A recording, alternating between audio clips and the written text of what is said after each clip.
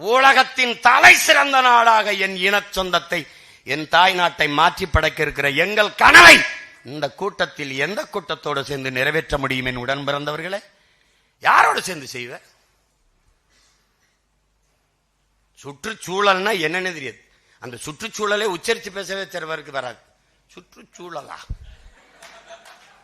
சுற்றி ஊழல் இருக்கும்போது சுற்றுச்சூழல் எங்க இருக்கும்? என்னப்பா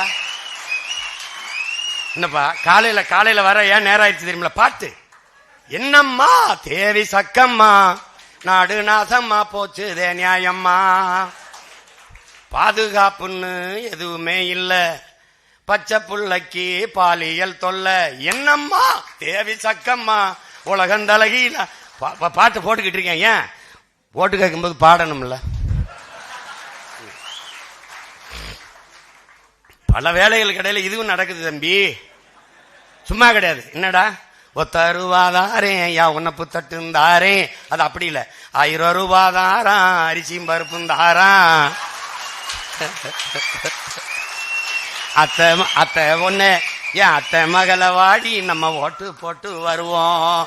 அவரு இவ 1000 ரூபாயும் வேணாம், அரிசி பருப்பும் வேணாம், ஓட்ட விவசாயிக்கு போட்டா இது எல்லாம் வருந்தானா?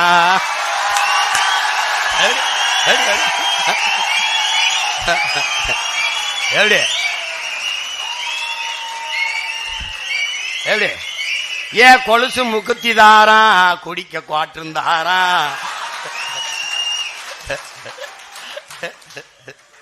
கூட கொஞ்சம் வாடி நம்ம ஓட்டு போட்டு வருவோம்.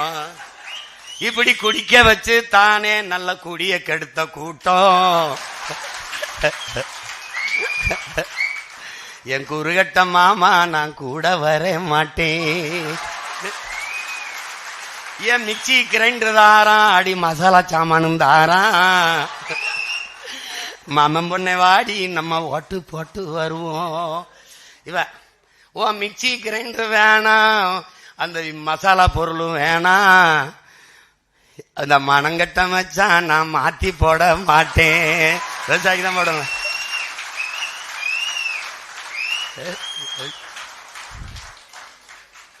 இந்த வேலையும் நடந்துட்டு இருக்கு. அவன் காலையிலிருந்து நேத்திலிருந்து அவனுக்கு ஒரு சிங்கிள் அட்டாக், நமக்கு பல அட்டாக்க போட்டுட்டு போயிருக்காங்க. முதல்ல ஒரு 2 கோடி வரும்னே அப்படின்னா, சரி இரு எடுப்போம், பிச்சை எடுப்போம், நல்லா காசு தர்றோம்னாலாம் மாநாடு நெருங்குதுன்னு அழைச்சா எடுக்க மாட்டாப்ல, காசு தான் கேட்பாப்ல அப்படின்ட்டு ஓடுறான். 4 கோடின்னா 40 தொகுதி வேலை செஞ்சிடலாமாடா, மாநாடு போடணுமா? என்ன இது, என்ன பண்றதுன்னு தெரியல.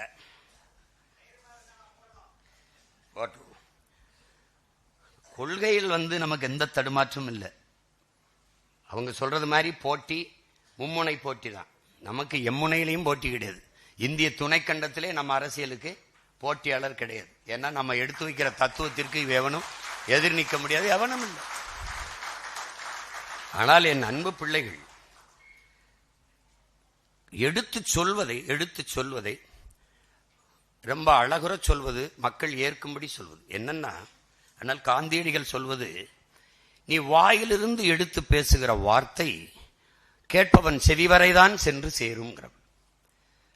ஆனால் நீ இதயத்திலிருந்து எடுத்து பேசுகிற சொற்கள், வார்த்தைகள் செவியும் சென்று அதற்குள்ளே போய் அவன் சிந்தனையை தொட்டு செயலாக்கம் பெறுங்கிறான். அப்பதான் அதை யோசிக்க வைக்கும் அவனுங்கிறப்ப.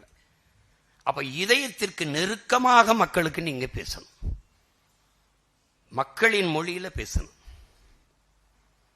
மக்களுக்கு அதை புரியும்படி சொல்லணும். இப்ப உதாரணமா, இப்ப எங்க அப்பா சொல்றாருங்க, மருங்கு வண்டு சிறந்து ஆர்ப்ப மணிப்பூ அடை அதுபோர்த்து கருங்கையில் கண் விழித்து ஒழுகி நடந்தாய் வாழி காவேரி. இது இளங்கோவடிகள் காவேரி அழகுற பாடி வரவேற்கிறார். இப்படி இருகரையில் நிற்கிற மரங்கள், அதிலே இருக்கிற வண்டுகள் அப்படி இன்னிசைக்கிறது, ரிங்காரம் இடுது, பாட்டு பாடுது, கேட்க நல்லா இருக்கு. அந்த பூக்களை உதுத்து அது ஆதியில் அந்த தண்ணிக்களை விடுது, காவிரி நதி ஆறுல விடுது. அந்த பூக்கள் நிறைஞ்சு மிதக்கும் போது அது பூக்களால் ஆன ஆடையை உடுத்துனது போல இருக்கு. அங்கங்கே கெண்டை மீன்கள் துள்ளி விளையாடுது. அது அந்த காவிரியின் கண்கள் போல இருக்குதான். இந்த துள்ளி குதிக்கிற கெண்டை மீன்கள் தான் உன் கண்களா அப்படின்னு கேட்கிறான் இளங்கோ. கேட்டு இடுப்பை வளைச்சு நெளிச்சு அசை போட்டு நடை போட்டு வருகிற காவிரியே வா அப்படின்னு கூப்பிடுறான். நம்ம பாட்டேன் இளங்கோ வரவேற்கிறான் அப்படிங்கிறது செய்தி. இங்க நம்ம அப்பா இப்படி எல்லா நதிகளும் இடுப்பை வளைச்சு நளிச்சு நடை போட்டு வரும், அதுக்கு நாம என்ன செய்யணும்? கரை நெடுக மரம் நடுக. செய்தி என்னது? செய்தி என்னது? கரை நெடுக மரம் நடுக. இதுதான் இங்க. அப்போ செய்தியை மக்களுக்கு எப்படி கடத்துவது என்பது அது ஒரு பேராற்றல். அவர்கள் மொழியில சொல்லணும், மக்கள் மொழியில சொல்லணும். அதை நீங்க சொல்றது பாருங்க, நேரம் ரொம்ப முக்கியம். தம்பிகள் பேச சொன்னாங்க பாத்தீங்களா, அந்த குறையை நீங்க களையணும். இனி வரும் காலங்களில் அது இருக்கக்கூடாது. ஏன்னா நீங்க 15 ஆண்டுகளை கடந்து போறோம். 10 ஆண்டு கால அரசியல் தேர்தல் களத்தில் நிக்கிறோம். இப்ப 10வது ஆண்டுல நிக்கிறோம். 10 ஆண்டுகளில் தனிச்சு நின்று 8.22 6 மணி நேரமாக நம்ம வாக்கை எண்ணல. இனிந்தா 10 கூட போயிருக்கலாம், 11 கூட போயிருக்கலாம்.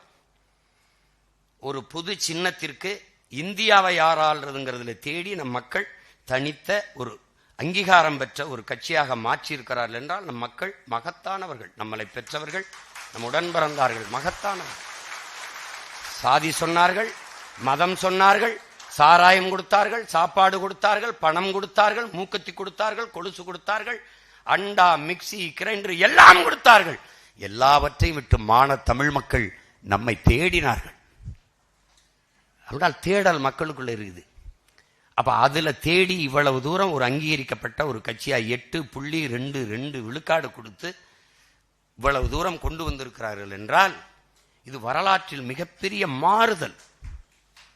மாறுதல் திரை கவர்ச்சியால் பயப்படவே பயப்படாது. என்ன கேட்பாங்க, என்ன உங்க தம்பியை பார்த்து பயந்துட்டீங்கன்னா? உறுதியா பயப்படுறேன். என் பிள்ளைகள் பயப்படுவாங்க. ஏன்? இந்த மண்ணை மக்களை உண்மையிலேயே பேரன்பு கொண்டு நேசிக்கிற எவனும் பயப்படுவான். ஏன் பயப்படுவான்? ஏன் பயப்படான்? ஒரு பெரும் கனவு. இதுவரை இந்த நிலத்தில் இருக்க தீய அரசியலை மாற்றி ஒரு நல்ல அரசியலை கட்டமைத்து மக்களுக்கான அதிகாரத்தை நிறுவ வேண்டும் என்று தவிக்கிற எவனுமே பயப்படுவான். ஆனால் எந்த துணிவில் களத்துக்கு போறோம்? திரை கவர்ச்சி மங்கு, இன எழுச்சி எப்போதும் பொங்கு. அதனால அதை போட்டு குழப்பிக்காத. அங்கே நிற்பவர்கள் நம்ம உடன் பிறந்தவர்கள், அவருக்கும் சேர்த்து நாம் களத்தில் நின்று போராடிட்டு இருக்கோம். வேளாண் குடிமகன் உழுவதும் விதைப்பதும் விளைய வைப்பதும் அறுவடை செய்வதும் அவன் வீட்டின் பசியாறுவதற்கல்ல, அவனுக்கு 10 மூட்டை போதும். இப்ப என் தம்பி சின்ன விவசாயம் அறுத்து 50 மூட்டை வந்திருக்கு, சாப்பாட்டுக்கு வச்சாச்சு, மீதி எல்லாம் அம்மா எடுத்துட்டு போய் அன்னைக்கு அடுத்த நாளே வித்துருவான். அந்த யாருக்கு? உலகத்தாரின் பசிக்கு, நாட்டு மக்களின் பசிக்கு. அப்ப அது மாதிரிதான் நீ வேலை செய்யணும். தலைவர் நமக்கு என்ன கற்பிக்கிறார்? நம் விடுதலையை ஆதரிப்பவர்கள், ஆதரிக்காதவர்கள், ஏற்பவர்கள், எதிர்ப்பவர்கள் எல்லாருக்குமான தேசம்தான் நாம் அடைய போராடுறோம். அப்படின்னா யாருக்கு? எல்லாருக்கும் சேர்த்தா நம்ம போராடிட்டு இருக்கான். 150 கோடி மக்கள், மொத்தமா 15-16 லட்சம் தான் ராணுவ வீரர் இருப்பான். இவன்லாம் சொகுசா படுத்திருக்கிறதுக்கு நம்ம காஷ்மீர் பணியில துப்பாக்கி கூட இருக்கணுமா நினைச்சான்னு வச்சுக்க, ஒண்ணும் பண்ண முடியாது. அப்ப எல்லாருக்கும் சேர்த்து போராடுவது என்பது நம் பிறவி கடமை. அதை புரிஞ்சுக்கிட்டு களத்துல நிக்கணும்.